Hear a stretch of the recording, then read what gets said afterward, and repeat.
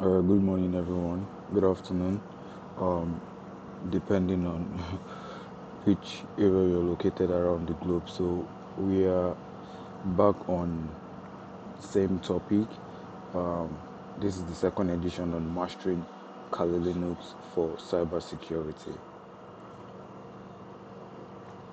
So yesterday we started this series, and we're going to be having a continuation of it today, and hopefully we can, cover up a substantial amount, which will help us to navigate through to the next series, which will be um, now we focusing on some more advanced topics like exploiting metasploitables, vulnerability, vulnerability analysis, threat intelligence, things like capturing packets using Wireshark, and the likes. So if you're just joining us or you're streaming live with us, you're welcome to today's edition on mastering Kali Linux for cybersecurity. So we started this series yesterday, like I said, with basic commands and how we can navigate through to, um, you know, understand why we use Kali Linux as our go-to tool as cybersecurity professionals. So yesterday we started with some commands like copy. We did uname, who am I. We used move. We used making directories, things like these. You can catch up with with that on our YouTube channel and also on my profile here on X. So we are currently streaming live on X and on YouTube. So please subscribe, like, repost, drop your honest review, your comments. Let's know, what you think and how, of course, this is impacting your journey in cybersecurity. So with that being said, let me put up my machine. So today we're just going to focus on or continue with some of uh, the commands that we were learning yesterday. So yesterday we stopped at the PS command, which is used for getting a list of the current running processes, and we explained how this is very similar to um, the task manager or the event manager on Windows, where you use the Alt Control Delete buttons, and then it gives you the tasks that are currently on, and then how you can end those processes or end those tasks and things like that. So this is very similar to what we have, on Windows. So you can see after I run the command, um, permit me to just do that again.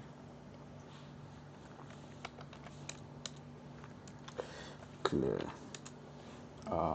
So running the command ps ef would give us a list.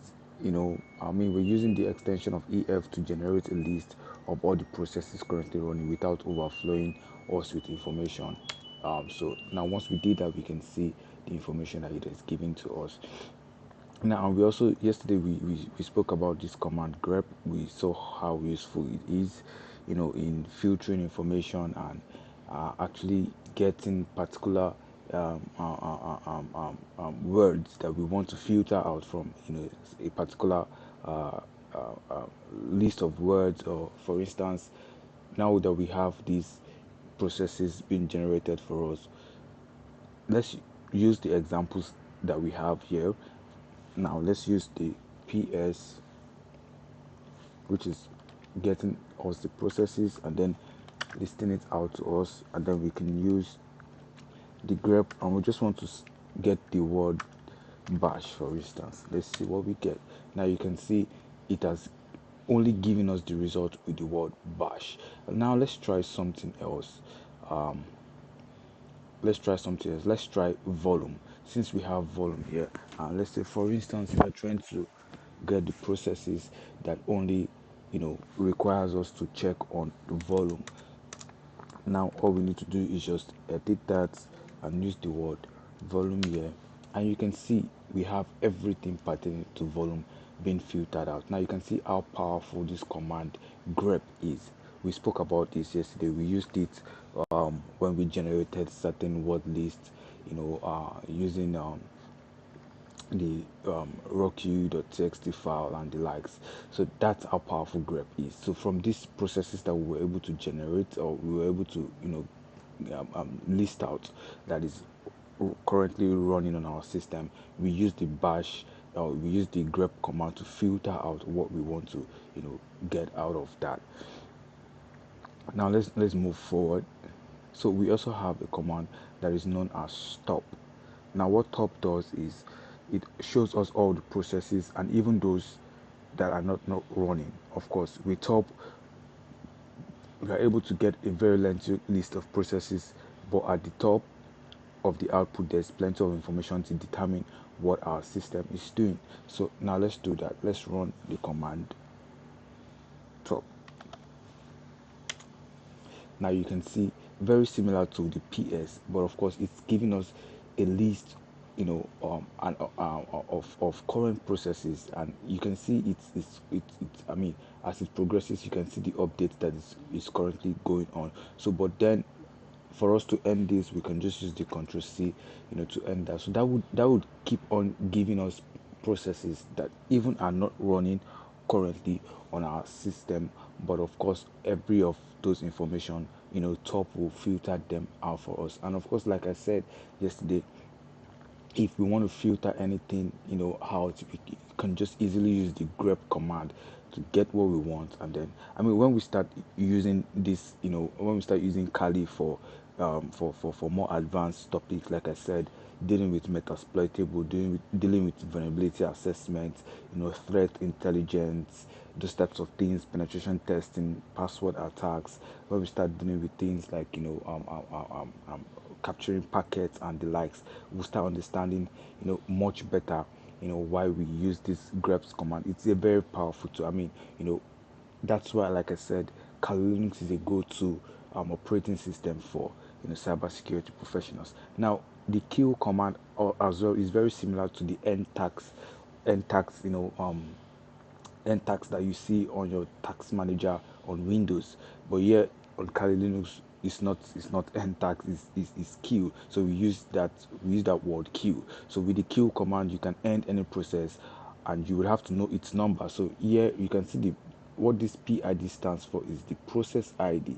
So you can see every of them have the number one, number two. So once you want to kill a certain process, all you need to do is to know the process ID, and then use the command Q, the ID, and then process number, and then you get that process queued. But you need to be very careful when running these commands, because like I said, you don't know which of these processes are very important for your system to be up and running. So you only come here when you are sure of what you are coming here to do, to kill certain processes. So you don't just run those commands, and which is something that as security analysts you need to, or security, aspiring cybersecurity professionals, you need to be conscious of, is your ethical manner, your ethical dealings. In as much as we go further in this series, we are going to be exploring different things like penetration testing,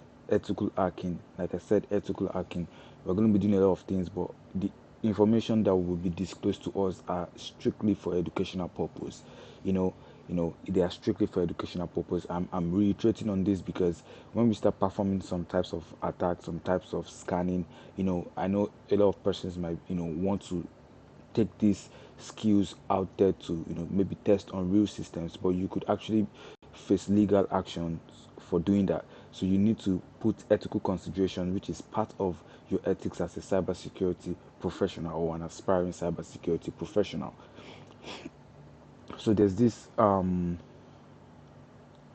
like I said, there's going to be more series coming up where we'll test against metasploitable, and those tests, those scans, everything we will do, those practical hands-on will be sharing to us live. Will definitely also be can be simulated to a real life. But this case we are not. I mean, we are simulating on what's it called, on vulnerable machines like metasploitable, because it's available there for us to use for, for educational purpose. But if you decide to go, like I said before, do this on, I mean, known organizations, there are systems out there, you face whatever legal actions, that comes to you. So now we understood the queue process. So what else? What else? So there are also some basic, household tasks that we want to, do. I mean, things like start X, would give us a shell script um, that starts the X Windows system. So we have a graphical interface to work with if we want. Um, there's also the reboot. There's also the shutdown. And of course, I'm not going to be doing any of this because I don't want to reboot my system. I don't want to shut down my system.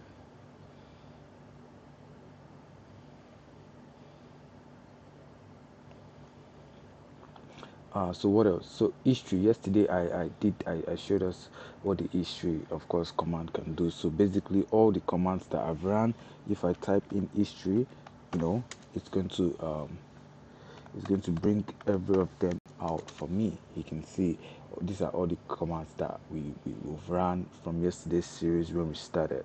So that's what the history command does. Um, and of course, clear simply clears your screen, very similar to the CLS for Windows, command line interface. That clears your screen and gives you, of course, typing exit will definitely um, take me out of this CLI interface. Now you can see that, but let's get back there. Okay, now, so what have we learned? So that's basically, what we've done, in chapter one.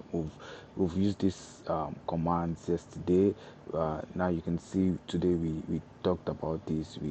I mean, we've basically touched a lot of, we've touched a lot, from yesterday's series up until today, and yeah. So I mean, I'm glad we were able to, get through to get to the um, um, um, chapter one summary. So let's what's this looking interesting? Now that we know all the settings, we know we've gotten some lists, and I believe some of us right now, will start having that confidence of, knowing how to navigate through. You know, Kali Linux, which is of course very interesting. So we can see some screenshots right here in front of our screens. So these are just, you know, commands, series of commands that we ran based on what we've done as well.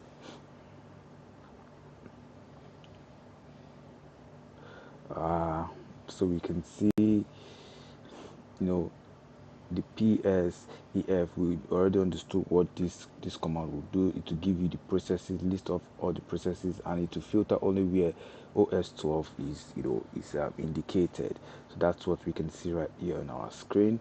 Um, Actually, today's live stream might be very brief because I just want to introduce us into a concept that we'll be mastering for Kali Linux, mastering Kali Linux for cybersecurity, which uh, once we start, working against or working with systems like Metasploit, vulnerabilities, or the vulnerabilities found on Metasploitable server, then that way we'll start going more advanced into even using Kali Linux as well. So this okay now. Now there's a chapter two, and chapter two focuses on the Linux file operations. So now in this chapter, we will discuss a Linux how a Linux user we'll discuss how a Linux user can perform file operations.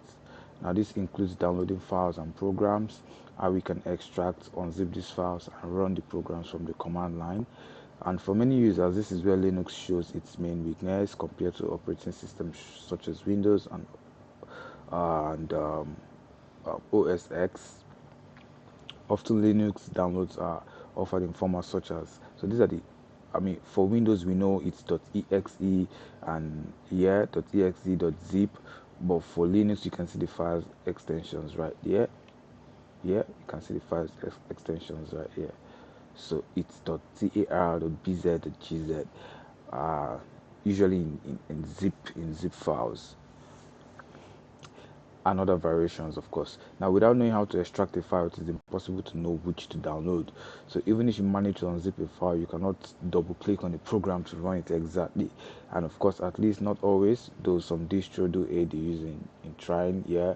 And only those programs that are installed through the Ubuntu Software Center have a nice click keyboard icon, which is true.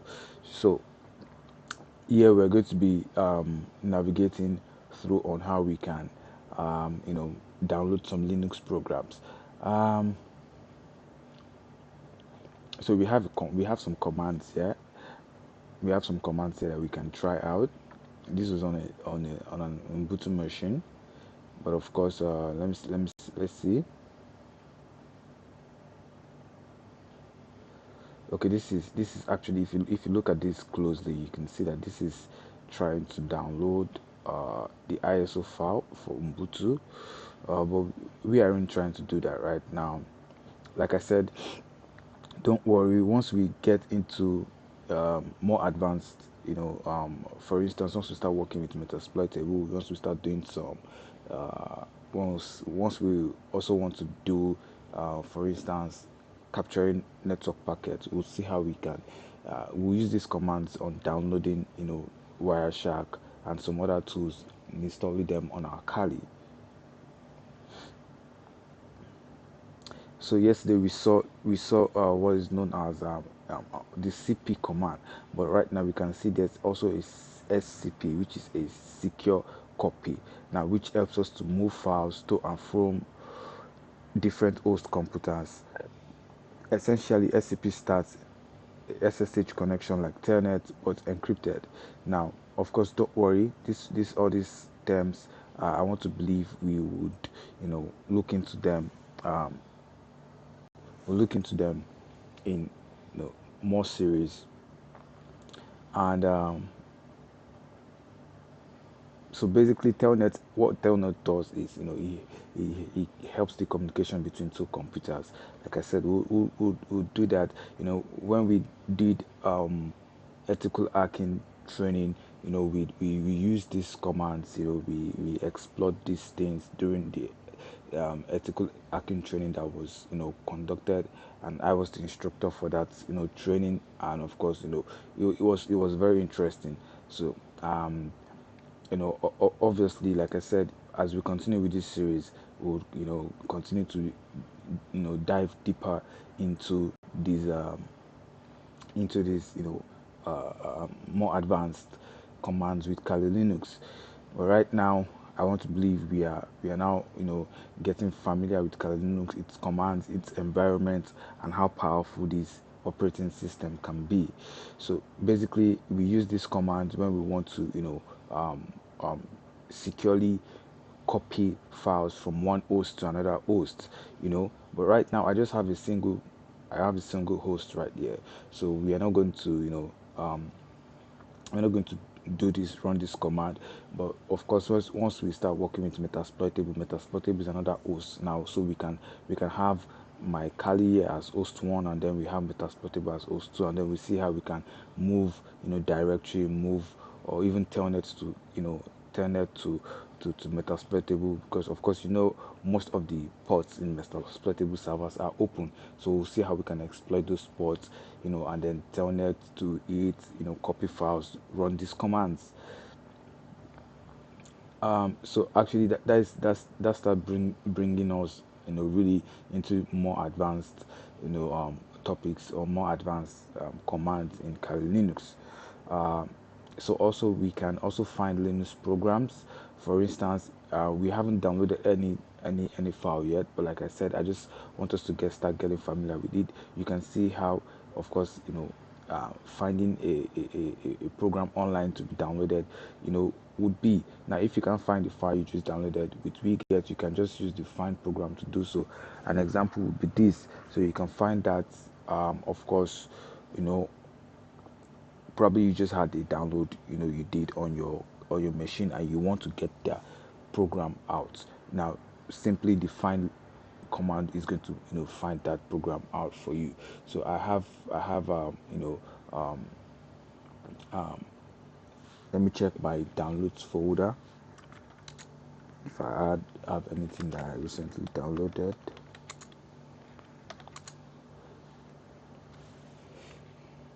Okay, so I had this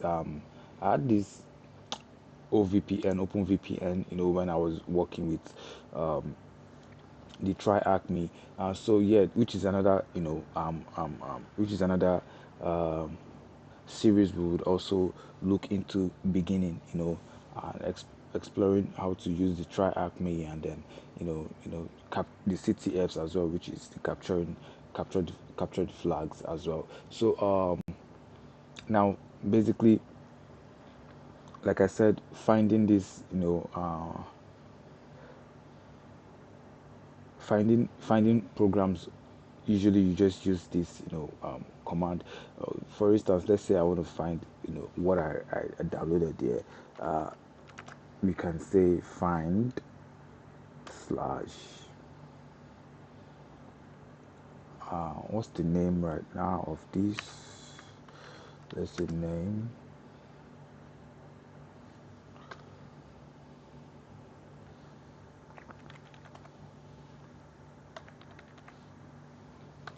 So der. Now we can see the various uh, you can see the various response you got. Now it was actually trying to do this against all these processes, but then it's getting the response permission denied. So I guess that's because we are not you know working on these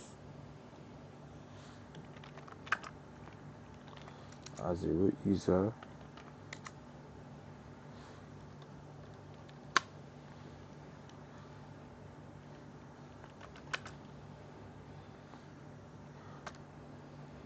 This the file I'm trying to find is actually not a program, because I didn't download that as a program. It's just a simple um, key file that I use. So it's sat dot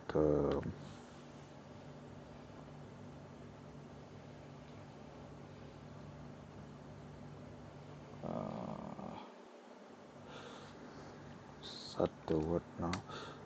Okay, let me just okay.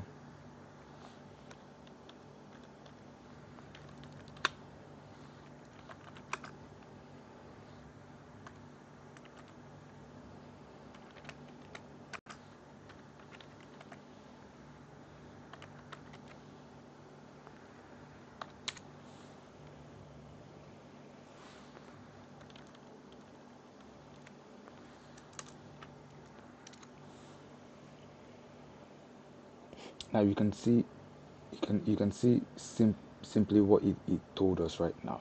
It's telling us that I found this program, and this is where I found it: home, Kali, downloads, and then this is the file I'm looking for. So you can see how we use these basic commands on Kali Linux, and how helpful it could be in for us to find programs. So that's basically how we do it. On the first try, it didn't work because, of course, I was not on the root. But once I escalated my privilege as a root user, now we're able to get that. So I hope we are all following, and we are understanding this basic of Kali Linux. Now we would have run this, but I mean, like I said, we are going to get to that point where we would start unzipping. Right now we haven't downloaded any. So basically these are the file extensions for Kali Linux. Just as you have .exe, so you have .tar for Kali. Basically once you download a file with this, you unzip it using this command. Right? You unzip it using this command. Also you have the gzip and gunzip that can be used, of course, to decompress, just as you also do the same on your Windows. So just as you do the same on your Windows. So okay, so we are having, let's see.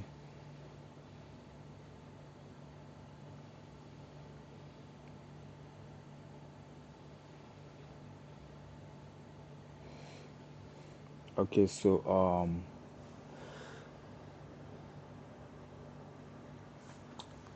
okay, on the comment section, um I see someone asking for the book. Okay, if you need the book, just send me a DM. Basically, you can also join our Telegram community on using cyber searching for Cyber Vigil University on Telegram, and then you join our community. You know, it's a community for cybersecurity professionals. Go on the files section, you see a lot of materials there that are readily available. This will also be available, upon request. So you can just go there, and now that you've requested for this, it will be available. It will be dropped down. The link is on my pin tweet. Just join our community, and I would upload this. I think I should even do that right away.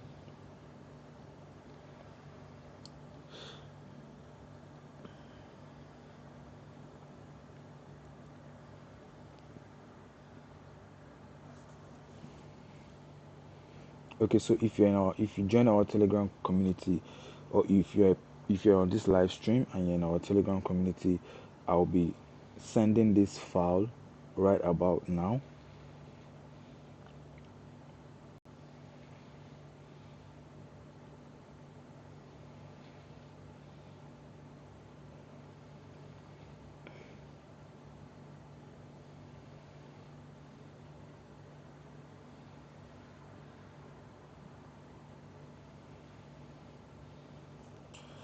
Um, please all. So if you're just joining us, you're welcome to Mastering Kali Linux for Cybersecurity. This is a series that we started yesterday, and of course, we are live streaming on X, we're live streaming on YouTube, and it's designed for aspiring cybersecurity professionals who want to be able to go into the world of ethical hacking, penetration testing, and of course, this is a go-to tool for basically cybersecurity professionals. When you hear of you setting up your lab, having your lab, this is what it means. Having a virtualized or an hypervisor, and then running, your Kali Linux on that. So, um,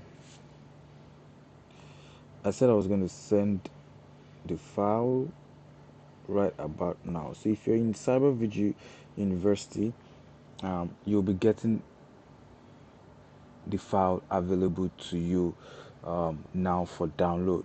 So just go to my pinned tweet, click on the link, and then download this book, and it will help you. So of course, the essence of live streams like this is to you know give to us, or informations and resources that can help us to upskill ourselves as professionals. So that's the essence. So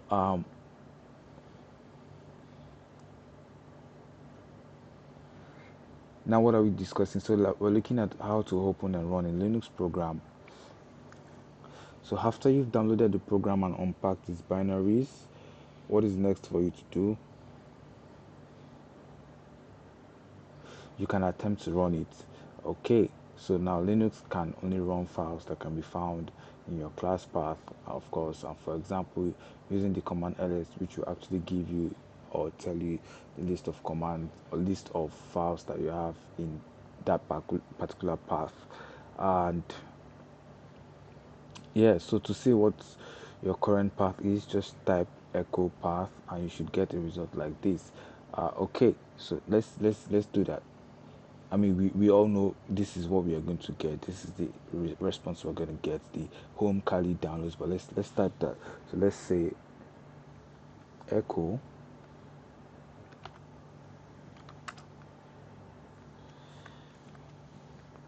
path.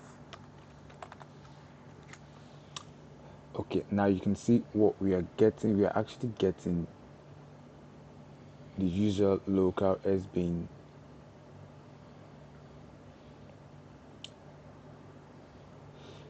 user being as being user local games user. So this is actually a different uh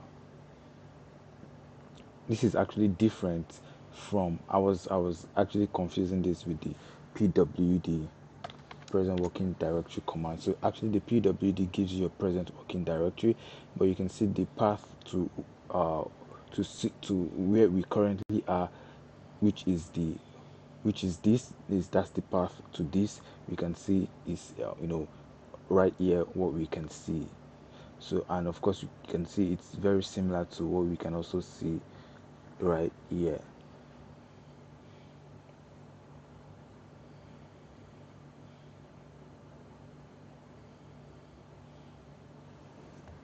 So at first this looks like something a program may spit out as an error message when it has a bad day. But you remember these directories from chapter 0, it's the location of the binaries. Okay, so basically these are what is known as location of all the binaries, which are the runnable code. And of course uh,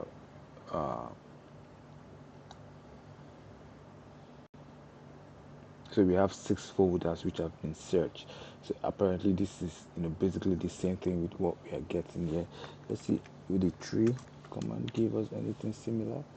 Okay, this just tells us gives us a tree of where we are. So now we can see how this was able to starting from the bean, which is right here, to the s bean right here, to the user bean right here, and then we have the user s bean right here. Then we have the local bean, or rather we have the user local bean, which is right here, and then we have the user local s bean. So how are we able to filter what each of those file path? You can see after a certain file path, you see the colon, the full colon. So for instance, this is the first file path here, which is user local s bin. We have the colon, then we have the user local bin, then we have the user s bin, then we have the user bin, then we have the s bin, we have the bin, then we have the user local games, and then finally we have the user games. So it's just similar as to what we found here, being the s bin, the user bin, user s bin, and all these, like we said, are basically what these are all. These are the binaries. These are the location of all the binaries, the runnable code, of the current path where we in. So we also have the cat command, which is I mean, not the pussycat, but of course it's a command that we usually use to open a certain file in a text editor. So and basically, if we were to open a source code file of a program, we would see the incomprehensible binary code displayed, but for other purposes it can be useful, and the cat output is displayed in the terminal. So basically, if we want to view the if we want to view the the, the the binary codes that are here right now, I could easily copy this and then say cat and then paste the selection.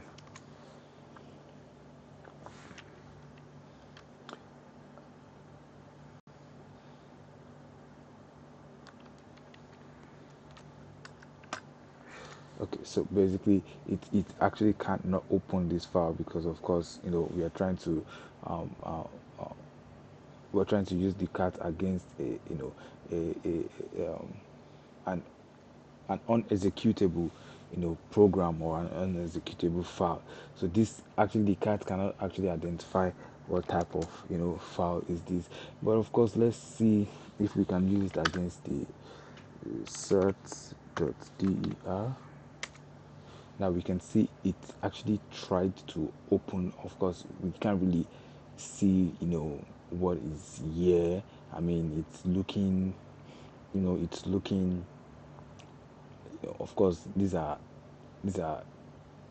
looks like an encoded format or something that is encrypted.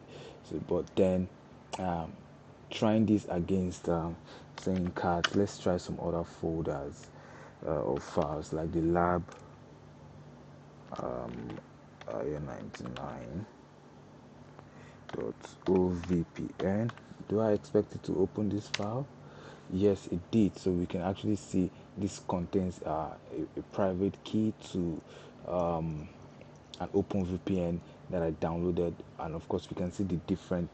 You can see what is embedded in this. You can see the ciphers with the encryption of the advanced encryption algorithm AES. Deep into, I'm not going to be going deep into you those topics right now. We're just still trying to focus on the surface of understanding basic Linux commands. So yeah, what else? So we also have the gedit. So what the gedit does is to actually um, it helps us to make any permanent changes to files that we would need to use a text editor.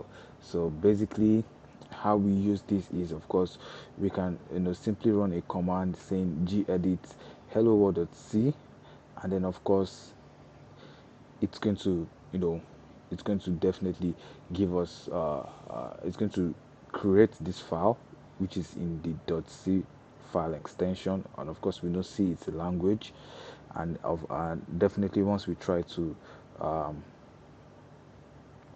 once it's once it stores that file, it saves it, it will definitely, we would be able to view what is in that file as this. So just to um, just to buttress more on that, so let's try the gedit.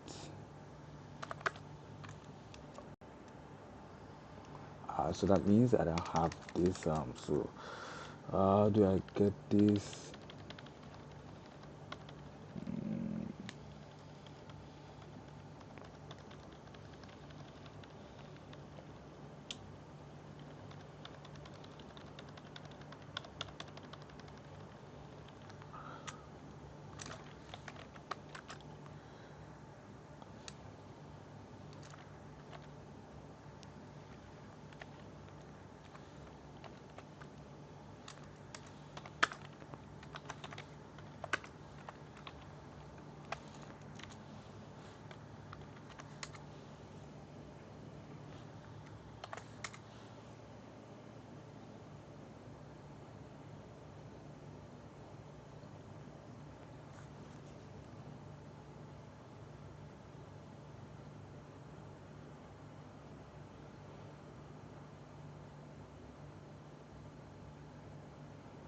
So what I'm basically doing is I'm trying to install the gedit program so that I can use it.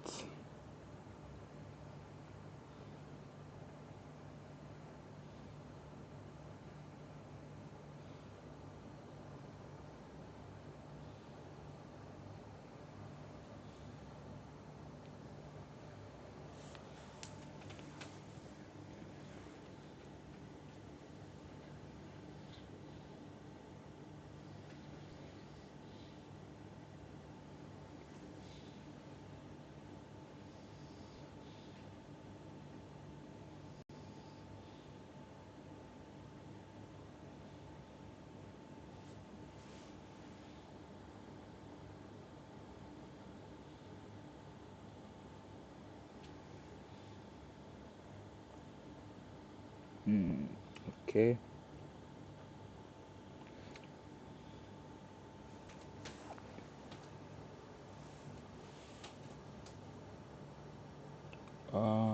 Yep, this was able to install successfully. I'm not sure that did. So why? Let's see.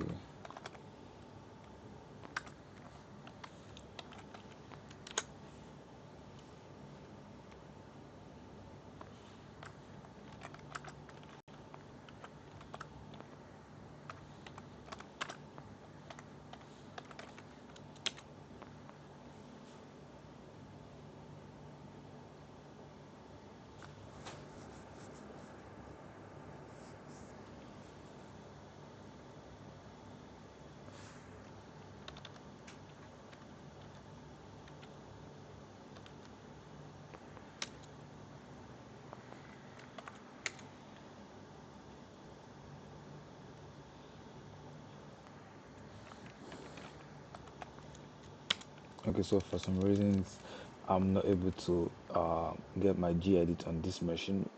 Uh, Most likely on the Ubuntu, it should be able to come up. Let me see if I can get my Ubuntu.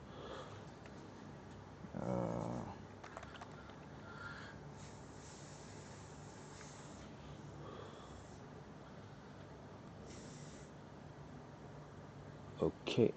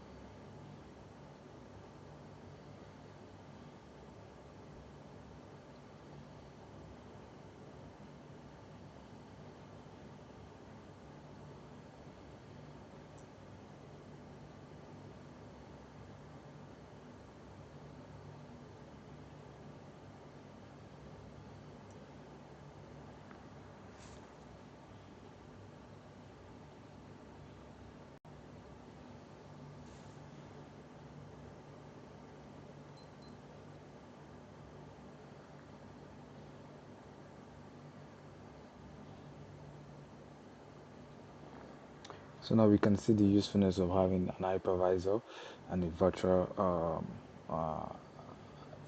a virtualized environment. So this is my Kali running on one hand, and I just had my Ubuntu being powered up right now. So let's just give it, some few minutes while it gets up and running.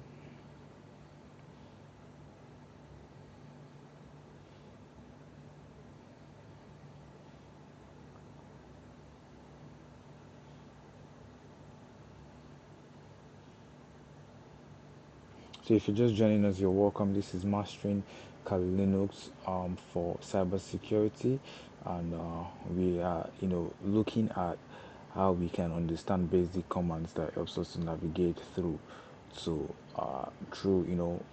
the Kali Linux environment. So with this being said, we're just going to take we're going to take a break from here, and then we would get back to I mean continuing this series um, in few hours time, and then we'll continue with from the advanced commands. But so far, we've been able to live stream you know some um, commands that we've also used so far, and then our live stream is live on X, is live on YouTube. Kindly follow us on Twitter or on X at cyber VG Uni, Cyber V Uni, on Telegram at Cyber VG University. Subscribe to us, like, share, repost, and then of course we'll definitely love to hear your honest feedback. So like I said, we'll just begin on a little bit of long break, and then we'll be back, let's say, um, later in the day, for the continuation of this series. And then I want to expect that from tomorrow, hopefully we can move, to more advanced or more topics. I mean, this is a series, so we're just covering, what we need to do as cybersecurity professionals, what we need to understand. So yeah, thank you for joining up onto this point, and then I'll see you in a short while.